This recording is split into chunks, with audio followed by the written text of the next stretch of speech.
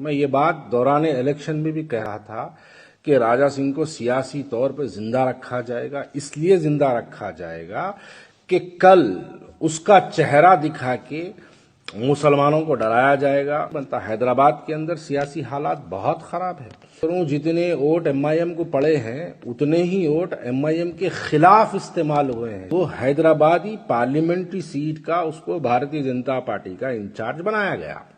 असदुद्दीन ओवैसी साहब को अगर किसी से डर है तो वो कांग्रेस पार्टी से डर है। उस सीटों पर जहां पर 7 हलके हैं हैदराबाद पार्लियामेंट्री सीट के अंदर, कांग्रेस कुछ काम नहीं करते हुए उसके बावजूद भी कांग्रेस पार्टी ने पुराने शहर के अंदर से 1 लाख से ज्यादा वोट हासिल किए। वोट अगर असदुद्दीन ओवैसी साहब के एमआईएम के खिलाफ अगर इस्तेमाल हुए हैं तो क्या वो किसी कैंडिडेट के खिलाफ इस्तेमाल हुए हैं? नहीं, वो राज असदुद्दीन ओवैसी साहब सदर मजलिस की पॉलिसीज के खिलाफ वो वोटों का इस्तेमाल हुआ है। मुसलमानों के लिए अब तक एक मौका नहीं था कि जमात के खिलाफ अपने वोट का इस्तेमाल करेंगे तो किसके लिए करेंगे, लेकिन इस मर्तबा कांग्रेस पार्टी ने हैदराबाद के अंदर ये जो आने वाले पार्लियामेंट इलेक्शन के अंदर है यकीनन बहुत अच्छे कैंडिडेट को डालेगी।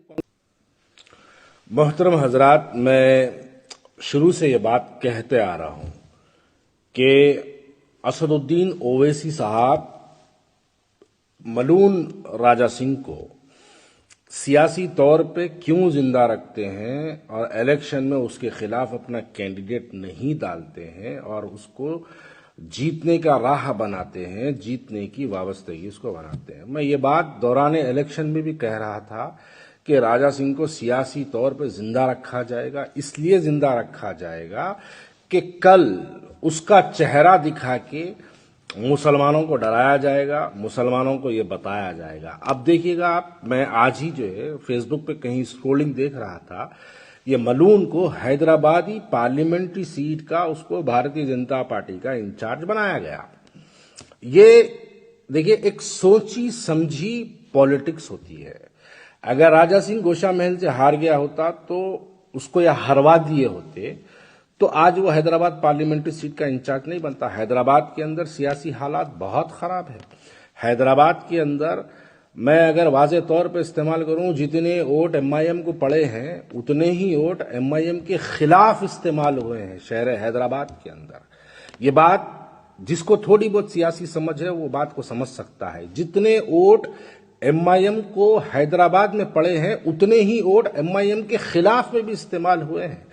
देखिए, पुराने शहर में कांग्रेस पार्टी का क्या वजूद रहा, इस मर्तबा पुराने शहर में क्या रहा?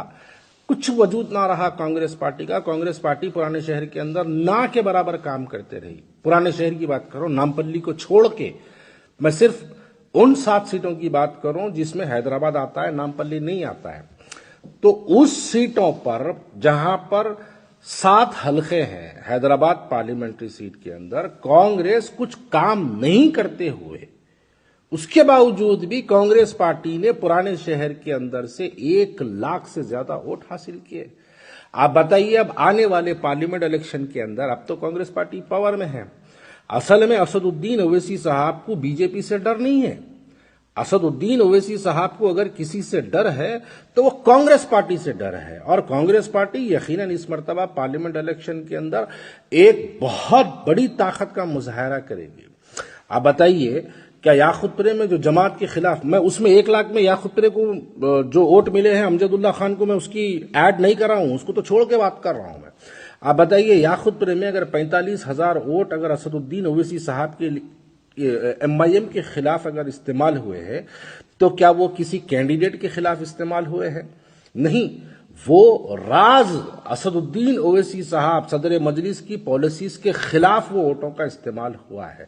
चंद्रायन गुट्टे के अंदर जितने वोट, चंद्रायन गुट्टे में भी बहुत से वोट जमात के खिलाफ इस्तेमाल हुए। कांग्रेस पार्टी ने वहां पर 14 या 17,000 वोट जो है कांग्रेस पार्टी ने हासिल किया। वो वोट जो इस्तेमाल हुए, अब अगर आप पूरे वोट्स को अगर एमपी इलेक्शंस में मिला लेंगे तो ये 1 लाख से ज्यादा वोट्स है। और आने वाली एमपी इलेक्शंस के अंदर कांग्रेस पार्टी अपना एक बहुत बड़ी ताकत का मुजाहरा करेगी। मुसलमानों के लिए अब तक एक मौका नहीं था कि जमात के खिलाफ अपने वोट का इस्तेमाल करेंगे तो किसके लिए करेंगे, लेकिन इस मर्तबा कांग्रेस पार्टी ने हैदराबाद के अंदर ये जो आने वाले पार्लियामेंट इलेक्शन के अंदर है, यकीनन बहुत अच्छे कैंडिडेट को डालेगी कांग्रेस पार्टी हैदराबाद के अंदर। तो उसके मुकाबले में असदुद्दीन ओवैसी साहब को इस बात का अंदाजा, देखिए असदुद्दीन ओवैसी साहब को मैं बहुत बड़ा जो है उनको एक इंटेलेक्चुअल पॉलिटिशियन कहता हूं कि वो बहुत अच्छे कैलकुलेशंस करते हैं। उनको बहुत अच्छी तरीके से अंदाजा होता है कि कहां पे क्या हो सकता है, पॉलिटिकली क्या हो सकता है। मैं इस बात के लिए असदुद्दीन ओवैसी साहब को सराहता हूं, इस बात के लिए मैं असदुद्दीन ओवैसी साहब को मानता हूं कि उनको मालूम है कि आने वाले इलेक्शंस के अंदर क्या हालात बनेंगे। तो उसी को मद्देनजर रखते हुए असदुद्दीन ओवैसी साहब ने अपने 8वें एमएलए को, जमात के दरअसल जो 8वां एमएलए है, उस 8वें एमएलए को अपनी सियासी ताकत को जिंदा रखने के लिए, क्योंकि उसको जिताए भी थे उसी के मकसद के लिए।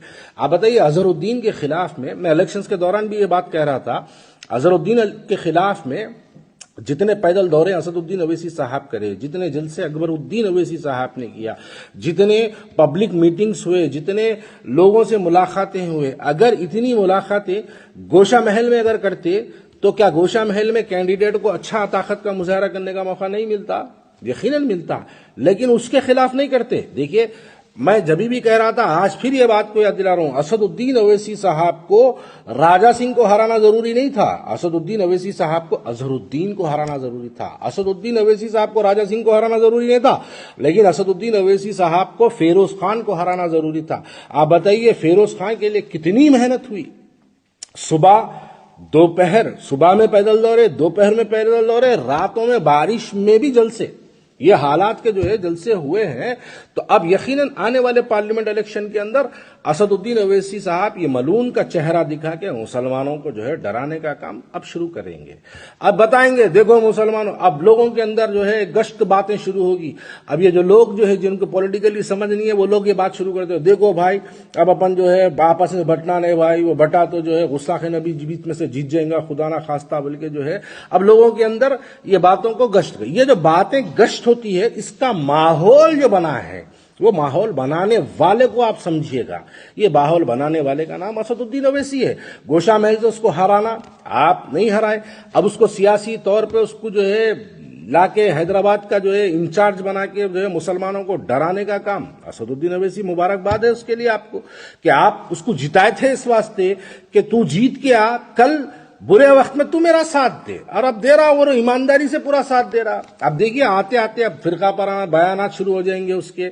अब वो उसके आते आते ओवैसी साहब के खिलाफ में दबा के उन्हें तकरीरा करेंगे, दबा के बोलेंगे, और हमारे जज्बाती मुसलमान बोलेंगे ना भाई इस मर्तबा नो कॉम्प्रोमाइज, असद साहब को वोट डालना, नहीं डाले तो जो है वो मलून जीत जाता, वो बीजेपी जीत जाती है। अब ये बातें शुरू होने वाले रहते हैं, अब ये आने वाले दिनों में ये होने वाला है। अब जैसे ही ये शुरू होता, असदुद्दीन ओवैसी साहब यही मकसद से राजा सिंह के खिलाफ कैंडिडेट नहीं डाले थे, क्योंकि उसको जिंदा रखना था सियासी तौर पे। अब यही मकसद के लिए बीजेपी उसको इंचार्ज बना के डाली। तो ये बात से आपको और हमको समझने की जरूरत है कि जहां जहां उत्तर प्रदेश में जाके बीजेपी को मदद करके बीजेपी को जिता के आए, जहां बीजेपी के हालात बुरे थे, वहां पर बीजेपी की ताकत देख के आए असदुद्दीन ओवैसी साहब। आज जब हैदराबाद के बुरे हालात हो गए, तो बीजेपी इनकी मदद के लिए ये मलून को हैदराबाद से डाली है। तो ये बात मुसलमान समझता है। यकीनन अब तक हैदराबाद के मुसलमान के पास कोई पॉलिटिकली उनके पास ऑप्शन नहीं था कि वो अगर अपना वोट का इस्तेमाल करेंगे तो किसके लिए करेंगे। लेकिन इस मर्तबा हैदराबाद के मुसलमान सियासी तौर पे बहुत ज्यादा शऊर वाला हो चुका है। अब वो सियासी तौर, वो जमाना चले गया, जीप में ठहर के हाथ बताए तो जीतने का जमाना चले गया। अब मुसलमान अपने वोट का इस्तेमाल करेंगे हैदराबाद के अंदर, तो सोच समझ के देखिए। हैदराबाद के पिछले जो पार्लियामेंट इलेक्शन हुए, आप पिछले पार्लियामेंट असेंबली इलेक्शंस जो हुए, आप असेंबली इलेक्शंस को उठा के देखिएगा, पोलिंग परसेंटेज इतना कम क्यों हुआ? जमात के खिलाफ लोगों ने अपने वोटों का इस्तेमाल क्यों किया? क्योंकि हैदराबाद का मुसलमान बैठ के असदुद्दीन ओवैसी साहब की उत्तर प्रदेश में दी हुई तकरीर को सुन रहा था, सोशल मीडिया के जरिए सुन रहा था। बिहार में दी हुई तकरीर को असदुद्दीन ओवैसी साहब के यहां बैठ के हैदराबाद का मुसलमान सुन रहा था, खामोशी में। क्योंकि जब मुखालिफत का दौर नहीं था, जब मुखालिफत में कोई लोग नहीं थे, तो मुसलमान खामोश बैठा, जान दो भाई वोट ही नहीं डालना वाला, सोशली बाइकआउट किया, इसके लिए पोलिंग गिर गई। लेकिन जहां पर मुखालिफत थी वहां पर अपने वोटों का जमात के खिलाफ भरपूर इस्तेमाल किया गया। वो जो इस्तेमाल हुआ वहां पे मुसलमानों के जो है समझ में आया कि आज हमारे पास, जमात को भी ये बात समझ में आ गई कि आज हमारे पास एक ऑप्शन है, अपोजिशन में एक ऑप्शन है, ये लोग निकले। अब यहां से असेंबली इलेक्शंस के बाद से आप देख रहे हैं गली गली पैदल दौरे कर रहे हैं।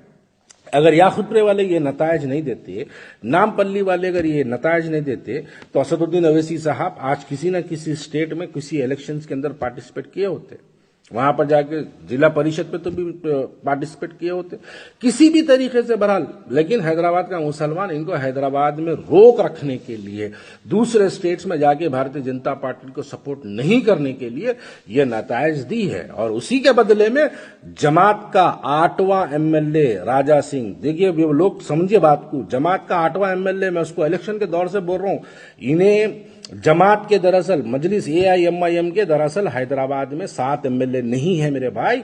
हैदराबाद के अंदर अगर MIM के एमएलए कितने हैं मुझसे सवाल करेंगे तो मैं कहूंगा 8 एमएलए से, और 8वें एमएलए का नाम राजा सिंह है, जो इनके बुरे हालात में इनकी मदद के लिए आ जाता, और इनके उसके बुरे हालात के लिए हेलीकॉप्टर से कोई भी स्टेट को जाते हैं उसकी मदद करने के लिए।